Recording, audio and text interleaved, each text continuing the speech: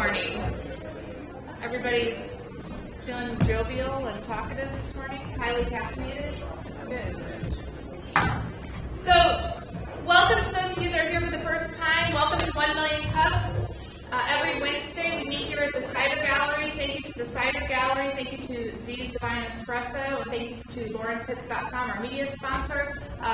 This is a program developed originally by the Kauffman Foundation designed to engage and educate the local entrepreneurial community. And we are so pleased that you are all here with us this morning. We have a great program.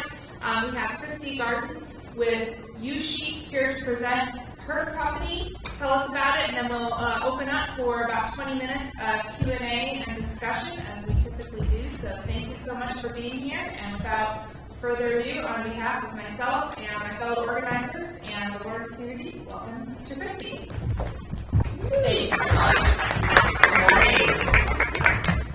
It's great to be here with you this morning, especially as I'm a University of Kansas student graduate, graduated in 2001, and moved out to the East Coast for about 10 years, and I came back about 2 years ago and became an entrepreneur. So I'm going to share a little bit more about that journey with you this morning. Again, my name is Christy Garden. I am founder and CEO of uchic. We are a for-profit lifestyle brand for young women in high school and college, and we have an important social good goal. We're funding their dreams through our product sales. uchic gets its start and builds on the success of an online magazine and college guidebook series that I launched from my dorm room in law school after realizing that no company was specifically addressing the critical resource and product and informational needs of these women. I'm happy to say that insight was a great insight.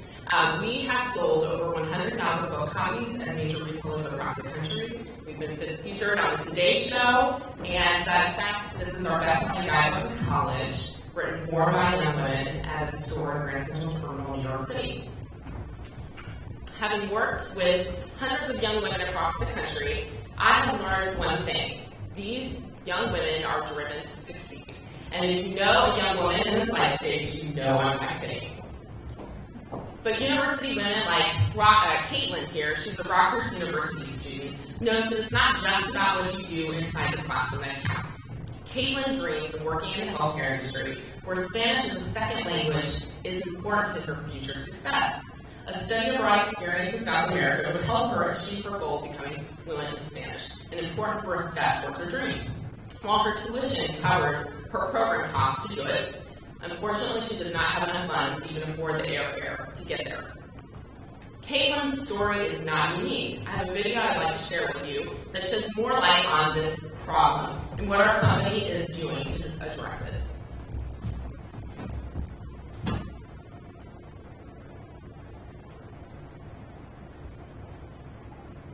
There was this technical issues here.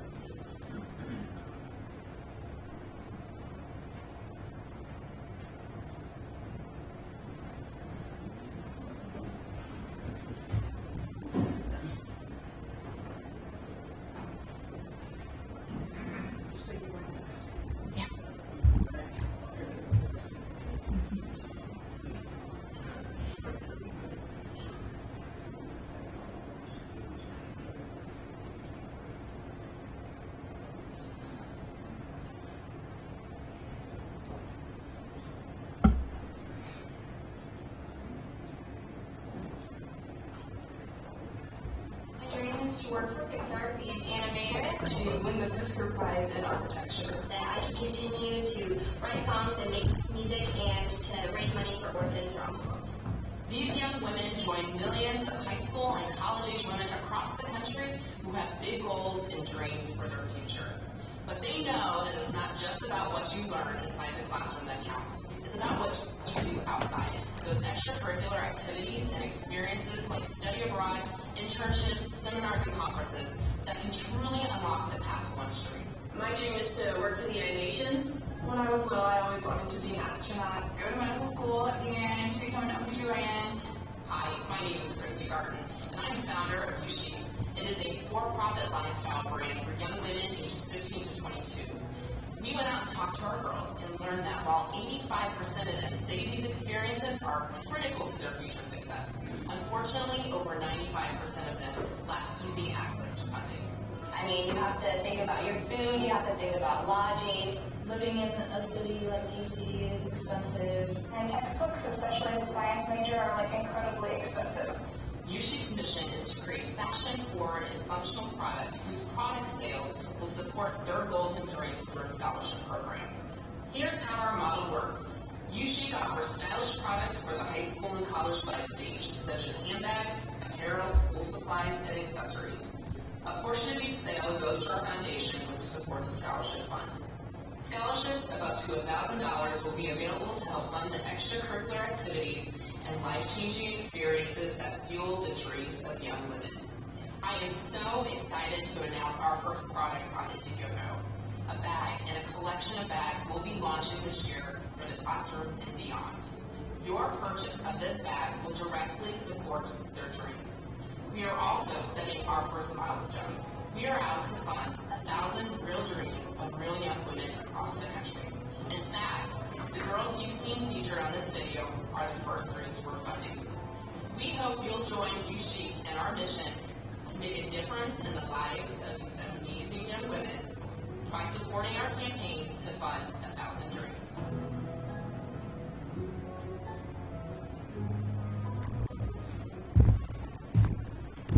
So that's uchic. I'm done. No, I'm kidding. That actually was, yes, a part of an Indiegogo crowdfunding campaign, which we just finished in November, and I'm excited to say we were successfully funded over 109% by 109%, and we raised over $29,000, and we're able to fund not only our first product, which I have with me today. It's a tablet, or excuse me, a tech case, but it comes in tablet and laptop sizes. But we were also able to fund our first 13 dreams out of that goal we've set as a company to fund 1,000 dreams. So 13 young women are getting up to $1,000 in funding for some really awesome goals that they have towards their dream. So now that we're done with the Indiegogo campaign, where can we get our product, right? This is our plan for 2015. We're focused on two primary channels. We're going to be selling our product on our website, uchic.com. We're also going to be focused on retail. With our success at retail today, we believe we can have some pretty quick traction at bookstores, college bookstores, but also specialty retailers. We have some conversations going right now. Supporting that are our ambassadors. So we have been working from the very beginning with young women. We have a little over 20 women who've been blogging for us. They've contributed to our books. This program is evolving into an ambassador program, which we're launching in February. We're going to be recruiting about 50 high school and college-age women across the country who will be working with us on different marketing projects, getting some resume-ready work experience, and helping us get the word out about our brand. We also partner with like-minded nonprofit organizations that sign up to support and sell our product. They too can benefit from our model. We're able to donate anything that is sold through that channel back to their members. We're currently partnered with the Women's Foundation of Greater Kansas City, who's helping us forge even a larger partnership with 8 other women's foundations across the country, giving us access to thousands of their membership base. And that was actually an important part of our strategy for the Indiegogo campaign and actually reaching our goal. So you've seen our product. What else are we working on? We've got a tech case, but you got to have something to put it in. So our next product, which we're planning to release around back to school season, is a tote bag. So that will be a bag that can coordinate with this bag here. With our success in print products, we're going to also be doing notebooks. And then we're looking at doing headbands as well. That's another popular product category for our girls. And I just want to share a little bit more about the actual design. This is called the Gracie, which is actually named after a real young woman named Gracie Schramm. And that is our plan for our designs going forward. So we're going to continue to come out with unique patterns that are inspired by real young women. Gracie's story is awesome. She's 16, she's a singer-songwriter, and she's well on her way to becoming a famous, probably, musician down the line. But right now, it's very expensive for her to do that and also be a high school student. So our crowdfunding campaign actually provided her $1,000 to help take a trip out to LA for BMI exhibit, which she'll be a part of. So we're excited to be able to do that.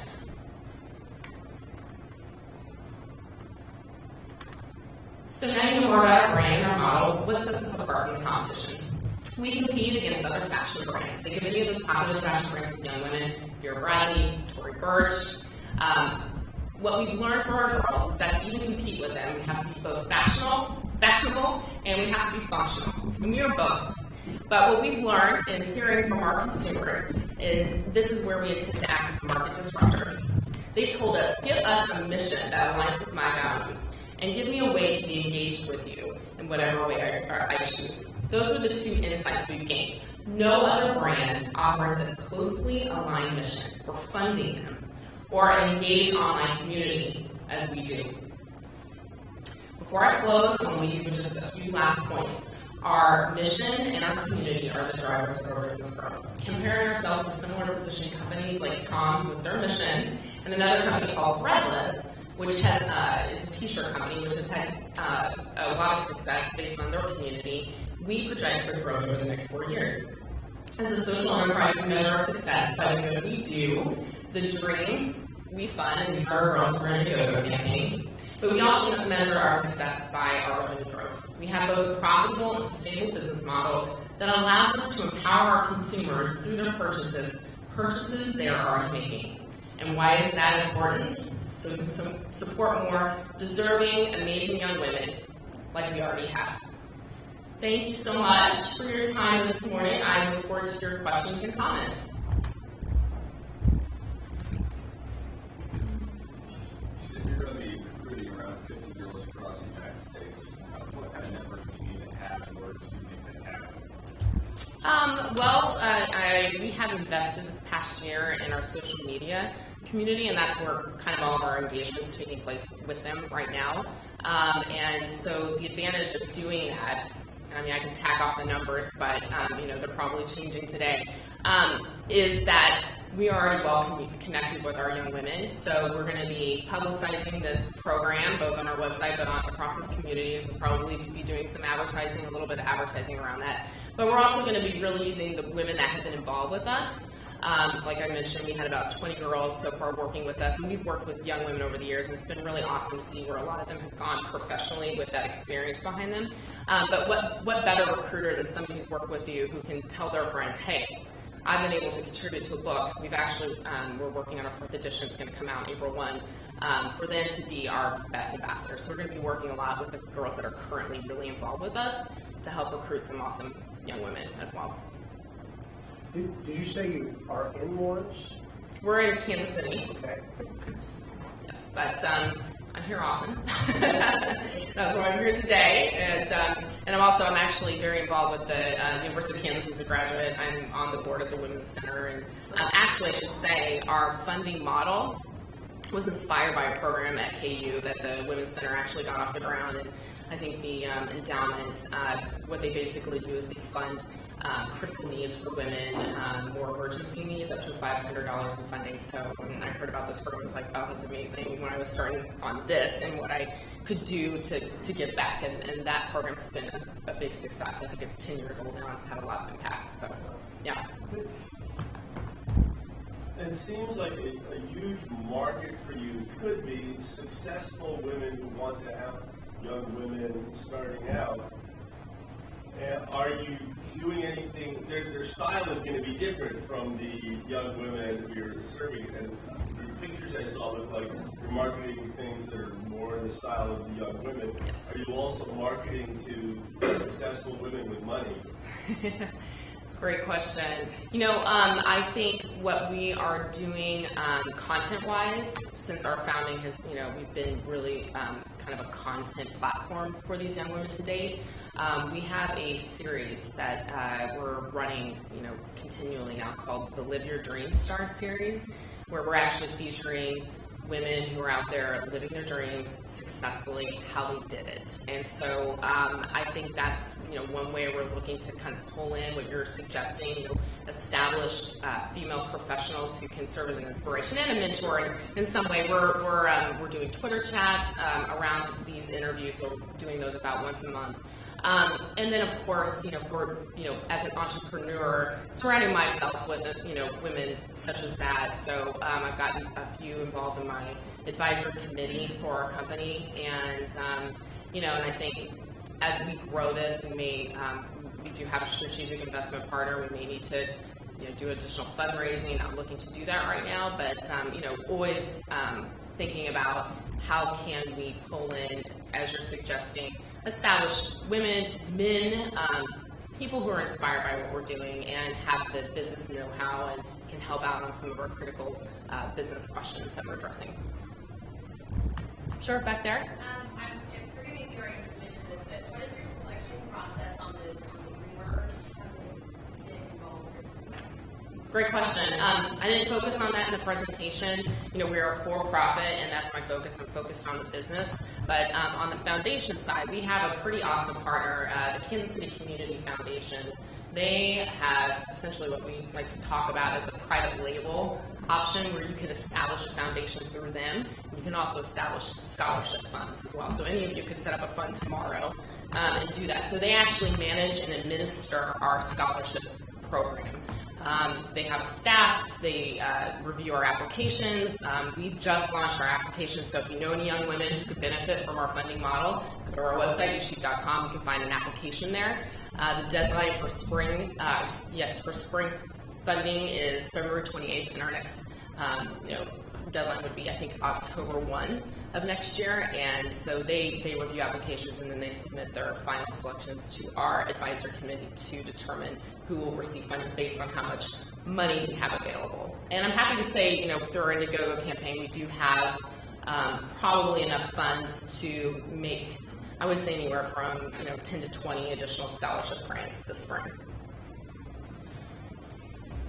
Huffington Post is doing a thing this year where they pick 15 women over 50 and they're tracking them for a year on some dream they want to accomplish in the next year. Does this foundation have for you any way of tracking the young women? Or I'm curious, like 5 years from now, what are they doing? 10 years from now, what are they doing? I agree. And I that's what's so exciting about this. If we can really get this going and, build that revenue we need to build, stay around for 10, 20 years, we do have plans, at least on the content side of what we're doing, to, essentially help market what we're doing. We're going to be following the women we're funding through this campaign and beyond. So we're going to follow up with our first group of girls. Actually, in a couple months, we're going to have like this is what I did, this is what I'm doing with the money, and then we're going to check in with them about 6 to 9 months later. What else did they do? What have they been up to? So who knows what kinds of, hopefully great stories will come out of this model, but you're exactly right. And I'll have to check out that Huffington Post series. Mm-hmm. We do contribute content to them, and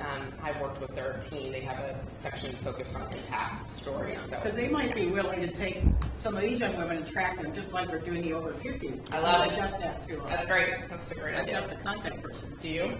Yeah, I know. That's a great idea. Thank you. Yes. Can you please talk a little bit about manufacturing or sure. how you set it up and distribution and how you maintain quality of product? Yeah, thank you. That's a great question. So our strategic investment partner has a marketing firm in Kansas City. They source the product from abroad. So he actually and his company helped me with this first product, and I'm happy to let you guys check it out later.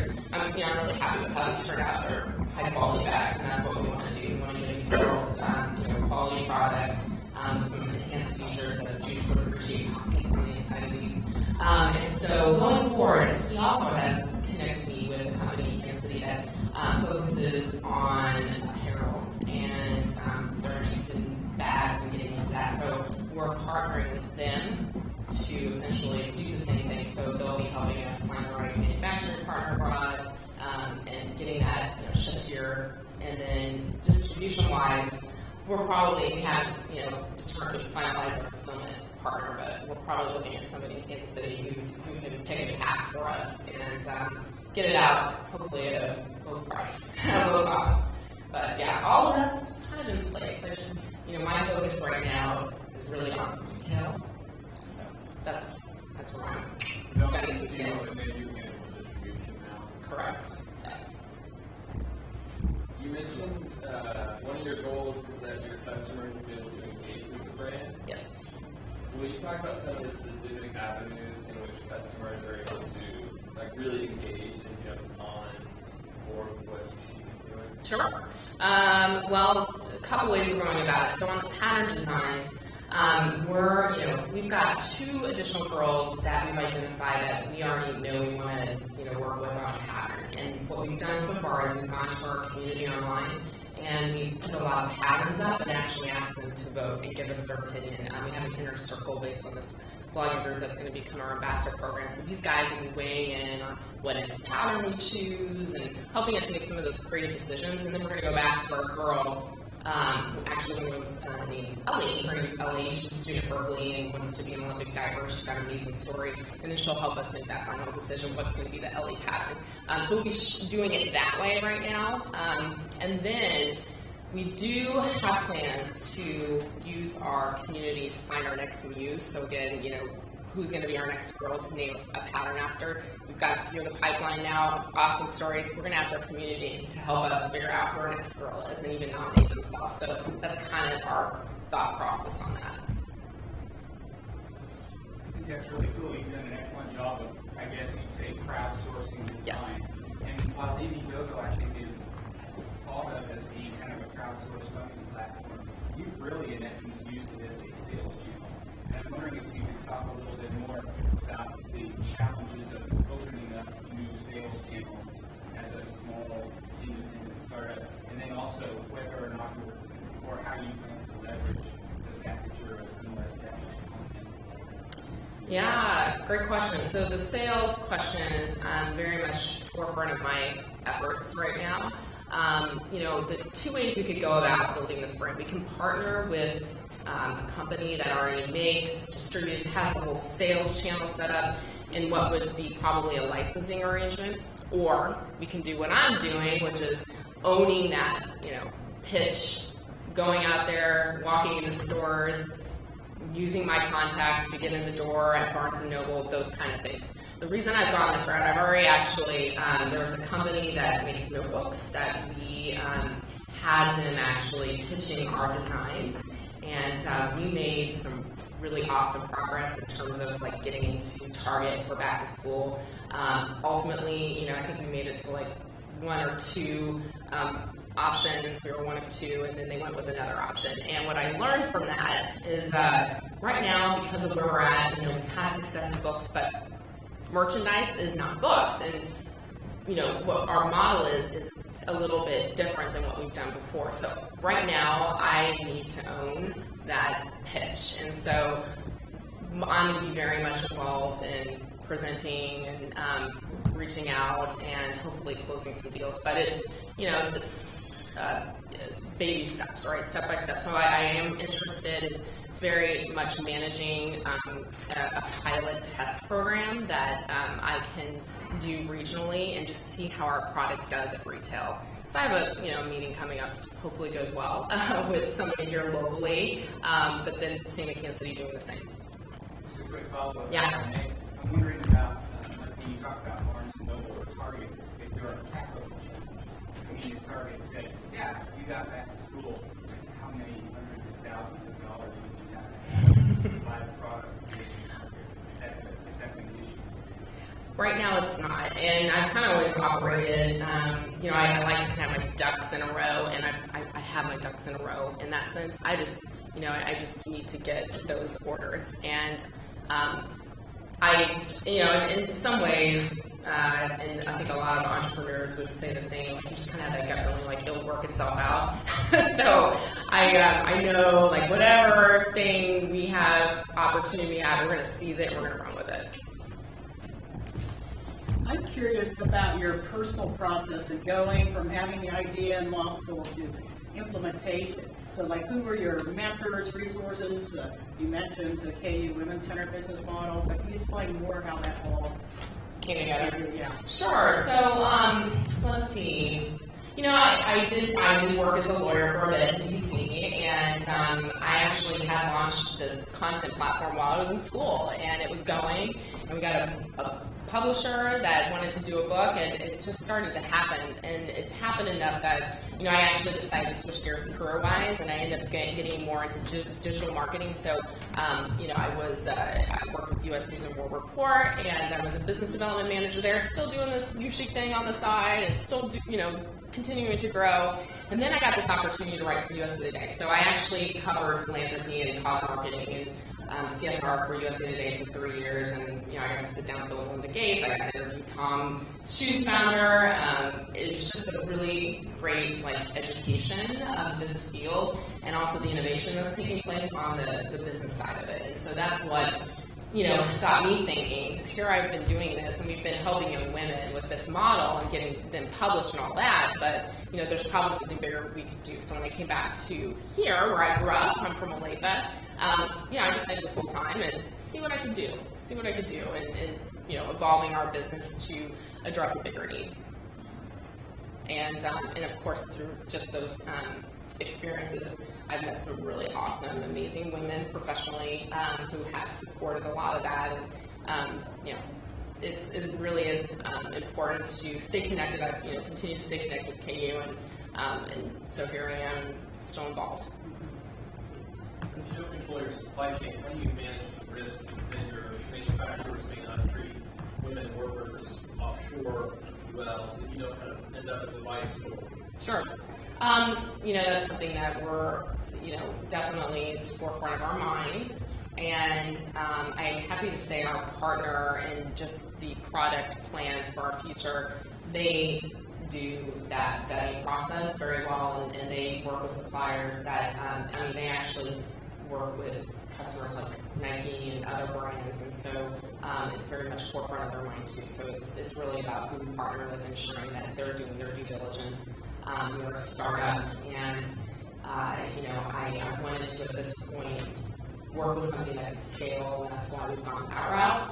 But we could always, in certain ways, probably, and I would be hesitant to do that if we had to look to domestic options that we can control more and oversee. But at this stage, I'm confident about who we're working with on that. What's how intensive is the software technology side of your business, and would you describe how you work through that, whether that's a crucial part of the At this point, it is, we're trying to create something that can get some traction. So, we didn't want to do a full-blown, if you're familiar with Magento, e-commerce solution. We didn't want to go that full-blown, so we just basically took the website we had, we updated it. If you saw our site maybe 10 months ago, it looked very much like a content site. When you look at it now, it looks more like a merchandise brand, which is exactly what it needs to do. And then we were able just to add a plugin that gives us that commerce functionality. So it's pretty low tech, easy to manage, and exactly what it needs to be for right now. What's your price point for the bags, and what percentage is going back to your main idea? So we price, we're not selling these yet, but we're going to price these in line with what you would spend at Target probably for your products. So for these products, the larger tablet will be $30 plus shipping, and then the smaller bag will be $26. And we've looked to our competition, and that's about in line with what they're doing. And on the donation side, we're going to be able to do about 10% to our foundation from every sale. Gross net. Net. Yeah. Thank you. Any more questions? I think our last question is at 1 million caps is, what can we do for you as a community? Thank you. Well, I've presented in Kansas City, and at that time our Go campaign was going on, so that was my ask, was, tell your friends about our campaign. So I think today, I've already gotten some really great questions and suggestions. That's exactly what I wanted. And I think, if anything, as I mentioned, we'd love to get some opportunities at retail. If any of you are connected with local retailers or would have suggestions on that question, we'd love to talk with you further. All right. Thank you. Thank you.